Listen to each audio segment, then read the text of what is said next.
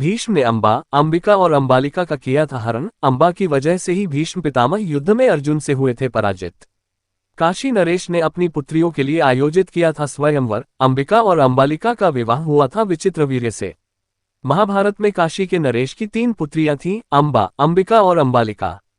राजा ने तीनों पुत्रियों के लिए स्वयंवर आयोजित किया था।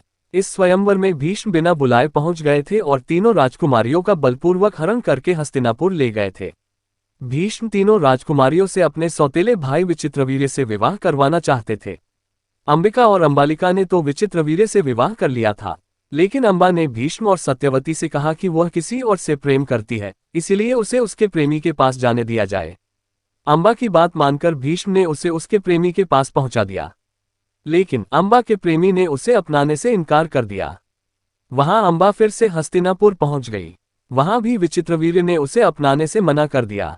इसके बाद अंबा ने भीष्म से विवाह करने को कहा। इस पर भीष्म ने कहा कि मैंने आजीवन ब्रह्मचारी रहने की प्रतिज्ञा की है, मैं विवाह नहीं कर सकता। इस तरह हर तरफ से निराश होकर अंबा हस्तिनापुर से निकलकर परशुराम के पास पहुंची। अंबा ने परशुराम को पूरी बात बताई और भीष्म से बदला लेने का आग्रह किया। परशुराम ने अंबा की बात भीष्म को युद्ध के लिए चुनौती दे दी, लेकिन भीष्म ने उन्हें पराजित कर दिया। यहां भी अंबा को निराशा मिली। इसके बाद अंबा ने शिवजी को प्रसन्न करने के लिए तप किया। अंबा की तपस्या से शिवजी प्रसन्न हुए और उसके सामने प्रकट हुए। तब अंबा ने शिवजी से कहा कि मुझे वर दीजिए कि मेरी वजह से ही भीष्म की मृत्यु हो। शिवजी ने कहा कि ऐसा तुम्हारे इस जन्म में नहीं हो पाएगा, इसके लिए तुम्हें दूसरा जन्म लेना होगा। ऐसा कहकर शिवजी अंतर्ध्यान हो गए। अंबा ने भीष्म से बदला लेने के लिए अपना जीवन समाप्त कर दिया। अगले जन्म में अंबा शिखंडी के रूप में राजा द्रुपद के यहाँ जन्मी।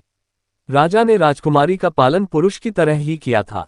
एक यक्ष से वर पाने के बाद शिखंडी पुरुष बन गई थी।